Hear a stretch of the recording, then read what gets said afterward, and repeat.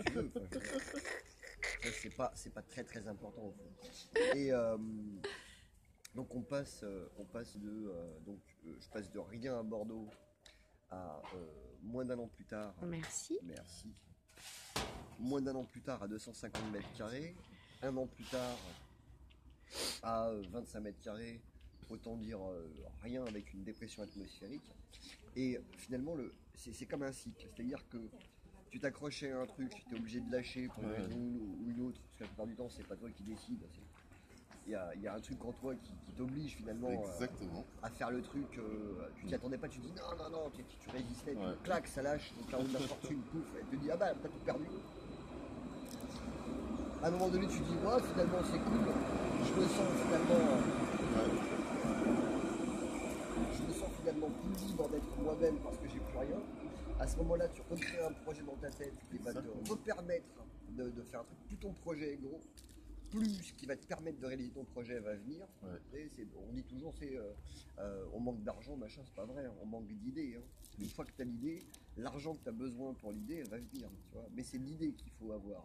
Dès que tu as l'idée, hop, paf, le projet il existe. Quand je vais à Compostelle, au fond, je pars, je sais même pas comment je vais financer la totalité de mon voyage. Mais une idée me dit que si je me mets dans cette situation-là, quelque chose va faire que je vais trouver la solution. Alors, je fais des massages, parce que les gens ils ont mal partout, machin. Donc, bon, je récupère quelques petits billets, je fais des appels aux dons, enfin voilà. Et d'un coup, les choses se passent et j'arrive à finir mon voyage et j'arrive au bout. Et je me rends compte que j'ai réussi à générer ce que j'avais besoin. Et je me rends compte que j'arrive à générer ce que j'avais besoin parce que j'avais un projet. Si j'ai pas un projet suffisamment solide, tu te dis tiens, quand j'aurai, je sais pas moi, 1000 balles, j'irai faire un voyage. Mais si ton voyage, tu n'y crois pas vraiment, les 1000 balles, tu vas les avoir, mais tu vas les redépenser dans des trucs qui n'ont pas d'intérêt. Si par contre ton voyage il est hyper important, à chaque fois que tu vas prendre 100 balles, tu vas dire je les mets de côté. Et au lieu de dépenser 100, tu vas dépenser 10. Ça va te faire plaisir pareil, mais les 90 qui restent, hop, tu les mets jusqu'à ce que tu puisses réaliser ton projet. Ça, c'est hyper important de se rendre compte que la roue de la fortune, c'est ça. Parce qu'une fois que tu as fait ton projet et qu'il est réalisé, tu peux continuer à rêver que tu continues, hein. Tu sais, t'es toujours dans ta tête, machin, tout ça, mais il faut passer à autre chose. La roue de la fortune, c'est aller, vas-y, c'est quoi la suite? Perds ce que t'as eu pour pouvoir avoir autre chose. On peut refaire le truc. Allez, on fait 3 cartes, je les ai remuées, ouais, tac. Hop là, allez. À toi.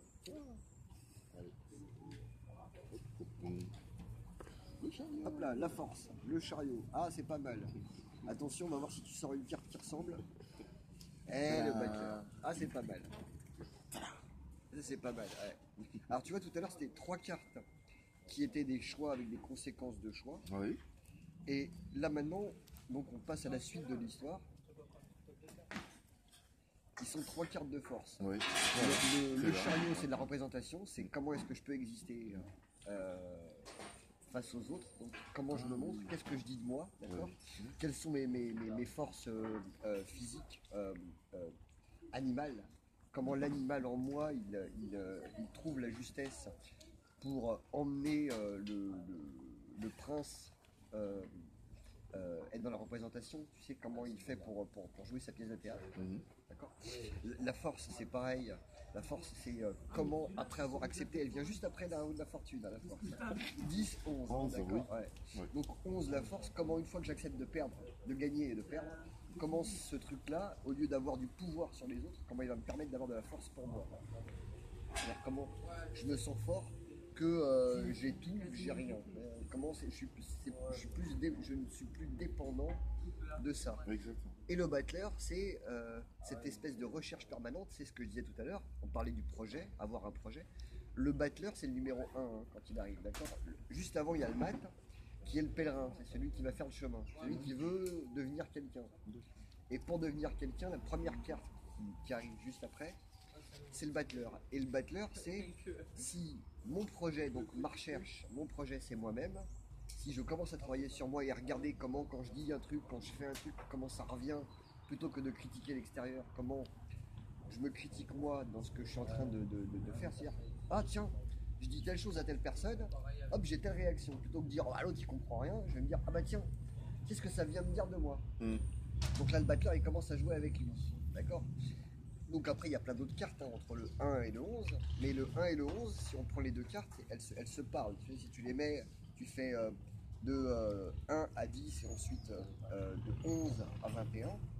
Quand tu prends les cartes, tu prends le 1 et le 11 en face, c'est le battleur, à un moment donné, il va répondre à la force en lui disant, voilà, dans ton expérimentation, j'acquiers de la force. Dans mon expérimentation, j'acquiers de la force. Et donc, entre les deux, et on va refaire comme tout à l'heure, hop là, plouf, si on raconte une histoire, elle est pas mal cette dynamique comme ça. Donc, dans ma recherche, ça va me permettre, non, parce que je cherche, et je cherche pour pouvoir montrer au monde, le fait de montrer au monde, ça va me permettre de m'améliorer. Tu sais, un peu comme celui qui joue de la guitare chez lui, il sort jamais faire ça dans la rue. Quand il va jouer, il va jouer mal dans la rue, d'accord? Donc il va falloir qu'il joue plein de fois dans la rue, jusqu'à ce que la peur du regard des autres, elle diminue, et qu'ensuite il le fasse juste parce qu'il aime ça, d'accord? Donc c'est ça la force. La force, c'est parce que j'ai accepté de montrer mon don au monde, parce que j'ai accepté d'être qui je suis, que d'un coup, j'acquiers de la force sur moi, pas du pouvoir sur les autres. Exactement. Quand j'ai peur de ça, sinon je reste chez moi, tu sais, je fais des petits trucs dans un coin, tu sais, comme les gens qui, je sais pas moi, j'ai écrit plein de trucs par exemple que j'ai jamais posté, et d'un coup je me dis dès que je les poste, j'accepte la critique, dès que j'accepte la critique, j'ai de la force. Parce que d'un coup j'accepte qu'il y en a qui sont d'accord et d'autres qui sont pas d'accord. Et de me concentrer sur ceux qui sont d'accord et ceux qui sont pas d'accord, bon bah ils avaient qu'à tourner la tête. Oui. Tiens, on va faire ça, on va prendre celle-là et on va dire alors la force, elle va permettre quoi finalement après? C'est-à-dire elle permet quoi la force? Elle permet quelle action? Parce que une fois que t'es fort, d'accord, mais si tu n'as pas une bataille à mener, la force elle va pas servir à grand chose quoi. Enfin si les mecs qui font du bodybuilding, tu sais, tu dis mais tu veux avoir de la force pourquoi? Pour draguer. Hein, bon. Ah tiens voilà c'est pas mal ça. Donc qu'est-ce que la force permet? Elle permet la tempérance. Et on est encore dans l'ordre, hein, t'as vu? On est encore juste après. Donc on est au 14. Et la tempérance finalement, c'est une fois que j'ai accepté de ressentir des émotions positives et négatives dans ce que je vais partager avec les autres, donc dans ma représentation. Quand j'arrête d'avoir peur de briller, d'exister, etc., d'un coup ça va créer quelque chose qui va faire que je vais pouvoir me sentir en équilibre, que les informations qui viennent, que les gens me disent waouh c'est génial, t'es quelqu'un de super bien, ou ah, vraiment t'es trop con, t'écris de la merde, ou t'es fait des fautes d'orthographe. Non, ça je le fais plus, hein. Enfin... Non, mais t'as un bon correcteur. C'est ça qu'il faut que je fasse, faut que je trouve un correcteur. Mais non mais c'est bien parce que quand les gens te corrigent, comme un parent, quand les gens te corrigent, tu peux dire merci ou dire aïe tu me fais mal. Moi j'aime bien quand ah oui c'est vrai j'ai mis un S au lieu d'un T, c'est cool. Je change le truc. Mais c'est vachement bien. Donc voilà. Donc la force, dans l'histoire là, si on prend pour tous les trois, la force permettrait la tempérance. C'est-à-dire de je sais plus quel philosophe grec disait que le secret du bonheur c'était de tout prendre avec la même distance. C'est-à-dire, non, c'était pas un philosophe grec d'ailleurs, c'était plutôt dans les cultures hindoues ou chinoises, où c'était là au-dessus, tout prendre avec la même distance, avec la même tempérance. Quoi. Tu sais, on te critique, le même recul. Bien, avec le même recul. On te critique, et ben c'est bien. On te félicite, c'est bien. De toute façon, et on revient sur les cartes d'avant là, avec la roue de la fortune. De toute façon, celui qui t'encense aujourd'hui te critiquera demain. Donc, enfin, prends-le pareil. Tu vois, il n'y a pas de différence. En ce moment, je suis en train de lire Paulo Coelho dans son bouquin. Il dit de toute façon, la critique, même pas, ça n'empêche pas de vendre des livres.